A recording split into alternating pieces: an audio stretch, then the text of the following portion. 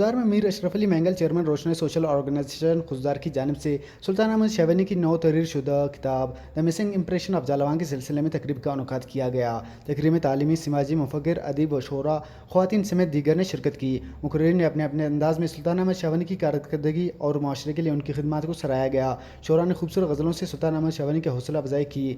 مقررین نے کہا کہ سلطان احمد شاہوانی اپنی کتاب کے ذریعے جھلاوان کی تاریخ کو دنیا کے سامنے پیش کی ہے۔